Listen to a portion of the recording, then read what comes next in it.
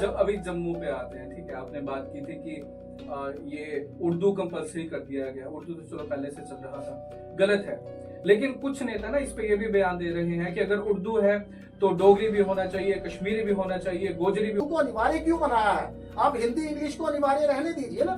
तीसरी optional language के अंदर आप उर्दू को डालिए, पंजाबी को डालिए, डोगरी को डालिए, कश्मीरी को डालिए। नमस्कार, आप देख रहे हैं पीपी न्यूज लाइन और मेरा नाम है रोहन चौधरी।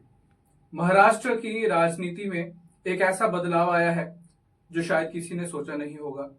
दो वो भाई जो हमेशा मराठी भाषा के लिए लड़ते थे, जो उस विचारधारा से ही पैदा हुए हैं और उसी विचारधारा में ही उन्होंने काम किया है, अभी वो इकट्ठे हुए हैं और कहा जा रहा है कि जो काम बाला साहब ठाकरे नहीं कर पाए वो भारतीय जनता पार्टी कर चुकी है।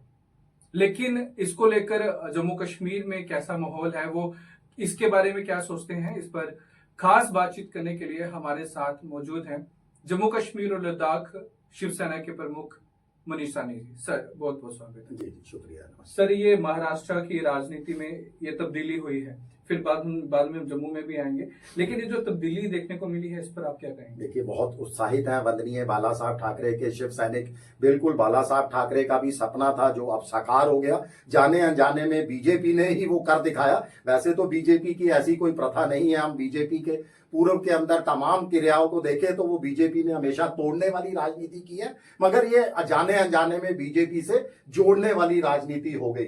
देखिए, महाराष्ट्र बहुत उत्साहित है। जो भीड़ हमने दोनों के जब एक साथ मंच पर आए, जो भीड़ वहां पर देखी, मुझे तो लगता है उससे हम तमाम शिव सैनिक जो है वो गदगद थे। और आने वाली जो है, मैं तो कहूंगा कि महाराष्ट्र बहुत सौभाग्यशाली है कि उनको ठाकरे परिवार मिला, उनको वो जनप्रतिनिधि मिले जिन्होंने हमेशा मराठी संस्कृति, मराठी भाषा और मराठों के लिए आवाज बुलंद की है। और मैं तो कहूंगा कि जम्मू कश्मीर वालों को भी अपने गिरेबान में झांकना चाहिए, उन नेताओं को भी झांकना चाहिए। जम्मू कश्मीर की संस्कृति कहाँ जा रही है? हमारा राज्य का दर्जा छीन लिया गया, एक लंबा अरसा बीत चुका है मगर अभी तक वापस नहीं किया गया।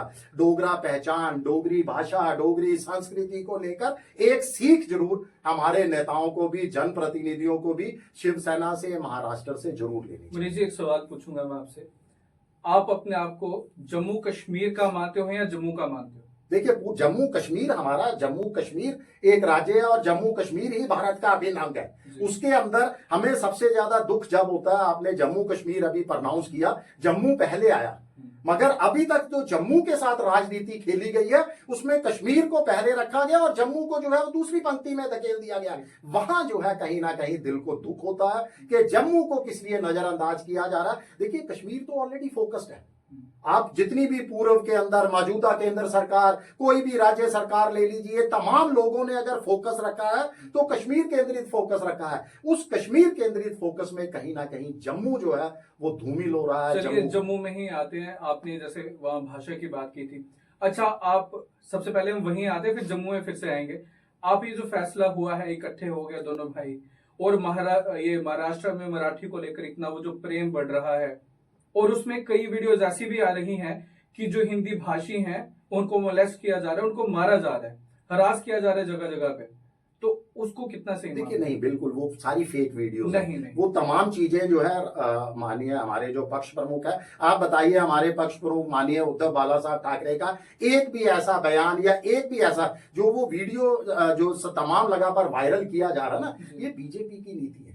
भी उसके लिए भी हमारे जो यूथ इकाई के प्रमुख हैं आदरणीय आदित्य ठाकरे जी ने भी दिया, उसको पूरा इसको एक्सप्लेन किया उस पर कि वो मोबाइल को लेकर जो है दो लोगों के अंदर झगड़ा हुआ था, उस झगड़े को जो है वो दे दिया गया, रंग दे दिया गया हिंदी भाषियों को लेकर। देखिए, महाराष्ट्र कोई ऐसा कोई पहला राज्य नहीं है जो हिंदी को अनिवार्य बनाने को लेकर जो है किसी तरह का जो है टिप्पणी कर रहा है, किसी तरह का हस्तक्षेप कर रहा है। हमारे आदरणीय जो प्रधानमंत्री जी हैं, उनका अपना राज्य गुजरात के अंदर हिंदी अनिवार्य नहीं है, तमिलनाडु में हिंदी अनिवार्य नहीं है, कर्नाटक में हिंदी अनिवार्य नहीं है। आप बाकी तमाम राज्यों को छोड़ दीजिए, हमारा पड़ोसी राज्य पंजाब के अंदर हिंदी अनिवार्य नहीं है। भारत की पहचान क्या है? हमारी पहचान है विभिन्न संस्कृति। हमें किस लिए गुलदस्ता कहा जाता है? विभिन्न जाति और धर्मों का गुलदस्ता है भारत, और बहुभाषीय क्षेत्र भी है भारत। यहाँ हर राज्य की अपनी अपनी भाषा है, तो हर राज्य की भाषा को अपना प्रमोट करने दीजिए। इसमें कोई राय नहीं कि हमारी राष्ट्रीय भाषा हिंदी है और हिंदी ही रहेगी। राष्ट्रभाषा तो नहीं है हिंदी हमारी, देखिए, राजभाषा है हिंदी। नहीं, हमारी हिंदी को जो है मातृभाषा कहा गया मातृ ना। कहा, पूरे देश के अंदर अगर राष्ट्रभाषा सबसे ज्यादा राज्यों के अंदर कोई भाषा बोली जाती है तो वो हिंदी बोली जाती है। जी। तो हिंदी को हमारी मातृभाषा कहा गया। और नॉर्थ ईस्ट स्टेट्स के अंदर हम तमाम लोग जो है हिंदी बोल रहे ठीक हैं। है, हिंदी हमारे अभी जम्मू पे आते हैं। ठीक है, आपने बात की थी कि ये उर्दू कंपलसरी कर दिया गया। उर्दू तो चलो पहले से चल रहा था, गलत है। लेकिन कुछ नेता ना इस पे ये भी बयान दे रहे हैं कि अगर उर्दू है तो डोगरी भी होना चाहिए, कश्मीरी भी होना चाहिए, गोजरी भी होना चाहिए। क्या लगता है कितना सही है? देखिए, आप बताइए, उर्दू जम्मू कश्मीर के किस समुदाय की मातृभाषा है? किसी की भी मातृभाषा नहीं है। किसी ना किसी पुराने तरीके से जो परंपरा चली आ रही थी उर्दू को प्रमोट करने की, कहीं ना कहीं हमारे साथ जो है ऐसा खेल खेला जा रहा था, वो आज भी जो है बदस्तूर जारी है। आज हमारे यहाँ के, मुझे उर्दू नहीं पढ़नी आती, मेरे बच्चों को नहीं उर्दू पढ़नी आती, और मैं बिल्कुल ऐसा महसूस कर रहा हूँ कि शायद आप कि जितनी भी आज की यंग जनरेशन है उसमें 90% लोग ऐसे हैं जिनको उर्दू के बारे में कोई जानकारी नहीं है। और मुझे तो हैरानी होती है, आप कई बार ये अपने जो है उच्च अधिकारियों से जाके मिलिए विभिन्न विभागों के, उनको सबसे ज्यादा मुश्किल होती है जब राजस्व विभाग के अंदर या पुलिस विभाग के अंदर कई उच्च अधिकारी हैं जिनको उर्दू के बारे में जानकारी नहीं है, मगर आज भी रिपोर्ट जो है वो उर्दू में लिखी जाती है। उनको अपने मुंशी को बुलाना पड़ता है उसको जो है ट्रांसलेट करने के लिए। और राजस्व विभाग में तो आज ये इस तरह की स्थिति है, हमारे पास कई जानकारियां आई हैं, कई शिकायतें आई हैं कि पटवारी जो है, जो तहसीलदार है, पटवारी है, वो लोग उर्दू के अंदर जो है फर्द काट के या इस तरह की जो है कोई जानकारियां दे देते हैं और वहां पर किसी को जानकारी ही नहीं, इसमें कोई दोहराई नहीं है। तो क्या चाहते हैं कि अभी जैसे कि देखो काफी दिन हो चुके हैं, हमने तो शुरुआत में अपने प्रोग्राम में कहा था कि 6 दिन बचे हैं, जब फॉर्म फिल होना शुरू भी नहीं हुए थे उन दिनों में कह दिया कि 6 दिन है, सरकार कुछ ना कुछ करे। लेकिन उसके बाद कई ड्रामे हुए, हमने लगातार भारतीय जनता पार्टी तक को भी लताड़ा कि आप दिख नहीं रहे। और जब ये 15 दिन हो चुके हैं, भारतीय जनता पार्टी वाले उमर अब्दुल्ला के पास गए हैं, तो उनका मानना है कि उर्दू हटाया जाए। मुझे ये बताओ कि शिवसेना की क्या विचार है? हम भी कहते हैं उर्दू हटा के क्या डोगरी कश्मीरी भी कंपलसरी करनी चाहिए? देखिए, जो आपने जम्मू कश्मीर के लिए जो है 5 भाषाओं को जो है सूचित किया है, आप उन 5 भाषाओं को जो है रखिए उसके अंदर। अगर मुनीष जी मैं ऐसे ना लॉजिकल तरीके से बोल रहा हूँ, मैं जैसे उर्दू नहीं जानता लेकिन मैं डोगरी लिखना भी नहीं जानता, और मेरे जैसा कितना यूथ है वो नहीं जानता। सेम इसी तरह से कश्मीरी है, यहाँ गोजरी है, कई सारी भाषाएं हैं। इवन पंजाबी तक की मांग की जा रही है कि पंजाबी भी कंपलसरी कर दो। देखिए, मैं मुद्दे की बात करूं, इंग्लिश हो या इंग्लिश पे ये फोकस किया जाए, हिंदी पे किया जाए, मान लिया जाता है जो हिंदी नहीं पढ़ेगा वो इंग्लिश पढ़ लेगा।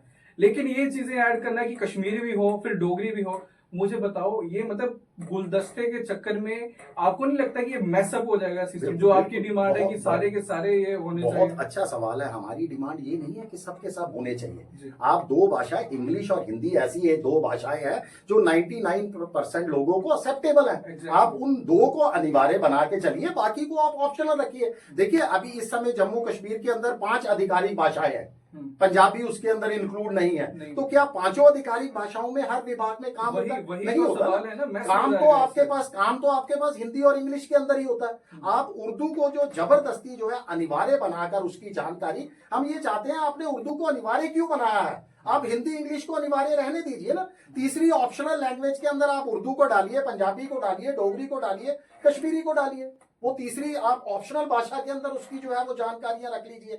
आप स्पेशली सिर्फ उर्दू को ही अनिवार्य बनाकर जो चल रहे हैं, जो आप नौकरियां निकाल रहे हैं, इसको लेकर जो है पूरे जम्मू संभाग के अंदर जो है वो ये दिक्कत है कि वो सोच रहे हैं कि सिर्फ आप कश्मीर वालों को जो है ये नौकरियां बांटना चाहते हो, जम्मू को नौकरियां नहीं। बड़ी अच्छी बात कही आपने शुरुआत में महाराष्ट्र के साथ कंपैरिजन किया, वहां पे मराठी को लेकर फोकस है, अच्छी बात है। अपनी एटलीस्ट जो रीजनल लैंग्वेज है उसको प्रमोट करना चाहिए। लेकिन जम्मू की बात करें, आपने शुरुआत में गुलदस्ता कहा था, तो जिस तरह से पूरा भारत गुलदस्ता है, सिर्फ जम्मू कश्मीर की बात करें, पूरा जो भारत में दिख रहा है वो सिर्फ जम्मू कश्मीर में दिख जाएगा। अभी ऐसा तो है नहीं कि जम्मू कश्मीर में सिर्फ डोगरी बोली जाती है, ऐसा है नहीं कि सिर्फ कश्मीरी बोली जाती है, और ऐसा है नहीं कि सिर्फ गोजरी बोली जाती है, कई सारी भाषाएं हैं। तो ऐसे में क्या लगता है कि महाराष्ट्र में तो पॉसिबल था मराठी बोली जाती है, मराठी पे फोकस करो, यहाँ पे कहा कि किस भाषा पे आप फोकस करवाओगे?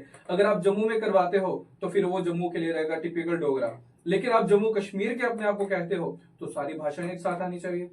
देखिए हम कहाँ कह रहे हैं कि आप खाली डोगरा के ऊपर जो है वो फोकस रखिए। हम तो कह रहे हैं हर खिते की, हर संभाग की, हर डिवीजन की अपनी अपनी भाषा है, उस भाषा को अपने लेवल पर प्रमोट कीजिए। मगर जब नौकरियों की बात आती है तो 2 भाषाओं को आप कंपल्सरी रखिए, इंग्लिश हिंदी को। बाकी आप भाषाओं को जो है ऑप्शनल जानकारी लीजिए, उनको ग्रेस मार्क्स दीजिए। अगर उनको जो है डोगरी आती है उनको ग्रेस मार्क्स दीजिए, अगर उनको जो है कश्मीरी आती है, उर्दू आती है। मगर उर्दू को हमारे ऊपर थोपिए नहीं। हम थोपने के लिए जो है वो गलत बात कह रहे हैं कि आप किसी एक भाषा को पूरे जम्मू कश्मीर पर ना थोपिए। जहां तक आप गुलदस्ता की बात कर रहे हैं, मैं तो मानता हूं कि सिर्फ जम्मू कश्मीर ही अब पूरे भारत के अंदर वो गुलदस्ता बचा। बाकी सब जगह जो है इसमें धर्म को लेकर अब आप देखिए वो जो यात्रा जा रही है, उस यात्रा को लेकर किस तरीके से हिंदू मुसलमान किया जा रहा है। मगर फिर भी मैं जम्मू कश्मीर के लोगों को बधाई दूंगा कि आज भी जम्मू कश्मीर के लोगों ने वो परंपरा, वो भाईचारे को जो है वो कहीं ना कहीं कायम रखा हुआ है। और मैं प्रार्थना कामना भी करूंगा कि ये भाईचारा जो है, जो हिंदुस्तान की खूबसूरती अगर देखनी है तो जम्मू कश्मीर आए और वो खूबसूरती जो है वो बनी रहे। ठीक है मुनीष जी, एक और थोड़ा सा एक मुद्दा है जिस पे बात करना जरूरी है कि जो विकास हो रहा है वो कश्मीर का हो रहा है। सड़कें दे दी, 10,500 करोड़ से ज्यादा का प्रोजेक्ट था, वो कश्मीर को फायदा होगा, लेकिन टोल यहाँ दिए जा रहे हैं। क्या कहेंगे आप? ये जम्मू का भी तो विकास हो रहा है ना। आप ये क्यों कहते हैं खाली कश्मीर का विकास हो रहा है? जम्मू का विकास हो रहा है। जम्मू में शराब की दुकानें बढ़ रही हैं, जम्मू में टोल प्लाजा बढ़ रहे हैं। अब विकास में देखने की नजर है, वहां जो है सड़कों का विकास किया जा रहा है, सड़कों की मरम्मत कराई जा रही है। मगर जम्मू में आप जाइए, हमारा मुख्य धार्मिक जो पर्यटन स्थल है पत्नीटाप, देखिए नाचरी टनल से जो साइड लाइन बनाई गई है पत्नीटाप जाने के लिए, उस सड़क का क्या हाल है। मगर वहां शराब की दुकानें आपको जरूर 8 से 10 मिल जाएंगी, टोल प्लाजा जरूर आपको सब जगह मिल जाएंगे। माता वैष्णो देवी तक के लिए भी आप यात्रा पर आएंगे, अगर आप बाहर से गाड़ी लेके आ रहे हैं तो वो 20-30 रुपए की एक भारी गाड़ियों के लिए पर्ची होती थी। हम टोल पर तो बात कर रहे हैं, मगर इस पर्ची पर अभी तक किसी ने जो है वो ऑब्जेक्शन नहीं किया। 100 रुपए की पर्ची कर दी गई है, यानी लखनपुर पे भी आपने टोल देना। उसके बाद अगर आपकी बाहर की गाड़ी, आप माता वैष्णो देवी के दर्शन करने आ रहे हो तो वहां पर जो है एक पर्सनल जो उन्होंने वो टोल प्लाजा जो है उस वहां का लगाया होता है माता वैष्णो देवी म्यूनिसिपैलिटी कॉर्पोरेशन की तरफ से। वहां पर भी पर्ची को जो है पिछले दिनों 50 से बढ़ाकर 100 रुपए कर दिया गया। तो ये जम्मू को ये विकास मिल रहा है ना। जम्मू में टोल प्लाजाओं की भरमार हो रही है, शराब की दुकानों की भरमार हो रही है, चिट्ठे का कारोबार जो है यहाँ पर बहुत बढ़िया तरीके से बढ़ रहा है, क्राइम यहाँ पर बढ़ रहा है। और ये चीजें तो मैं तो कहता हूँ कि सरकार को, हमारी जनता को कम से कम बाहर निकलना चाहिए, देखना चाहिए कि जम्मू कश्मीर के अंदर जम्मू को आप किस तरीके से ट्रीट किया जा रहा है। हम तो उमर अब्दुल्ला साहब की बहुत तारीफ करते थे जब शुरू में उन्होंने जो है मुख्यमंत्री का पदभार संभाला। उन्होंने लगातार पहले दिन से वादा किया था कि मैं जम्मू के साथ भेदभाव नहीं होने दूंगा, जम्मू का जो है वो पूरा ध्यान रखूंगा। और उप मुख्यमंत्री जी को भी जो है वो जम्मू से जो है वो जगह दी गई, उप मुख्यमंत्री का पद दिया गया। मगर क्या हुआ उर्दू की नौकरियों को लेकर? उर्दू को ही उन्होंने कंपल्सरी किया, जम्मू को आज तक नजरअंदाज किया। आप बिल्कुल सही कह रहे हैं कि सड़कों के लिए करोड़ों रुपए का जो है वो बना दिया गया। वो सड़कें कहां पर उनकी मरम्मत हो रही है? कश्मीर डिवीजन के अंदर। जम्मू की सड़कों की तरफ कोई ध्यान नहीं दिया जा रहा। जम्मू में लगातार हमने शुरू में, और हम खुश हुए थे कि एनसी के भी कुछ एमएलए ने, पीडीपी को कुछ एमएलए एक आवाज बुलंद की थी शराबबंदी को लेकर। देखिए जम्मू कश्मीर क्या है, पीर पैगंबरों की धरती है, ऋषि मुनियों की धरती है, विश्व प्रसिद्ध यहाँ माता वैष्णो देवी का दरबार है, विश्व प्रसिद्ध वार्षिक अमरनाथ यात्रा यहाँ से निकलती है। तो आप जम्मू को क्या शराब का हब बना रहे हो?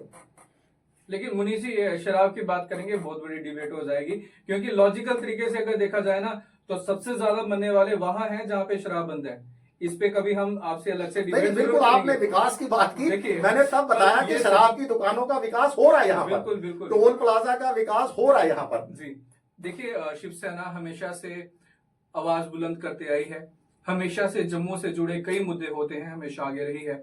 अभी नया टोल खुल गया है, उम्मीद करते हैं आने वाले समय में शिवसेना फिर से आवाज बुलंद करेगी, सेंटर तक पहुंचाएगी, और कहीं ना कहीं हम आने वाले समय में उम्मीद करते हैं कि ये टोल जरूर बंद होगा। मनीष जी बहुत बहुत शुक्रिया अपना वक्त देने के लिए, धन्यवाद।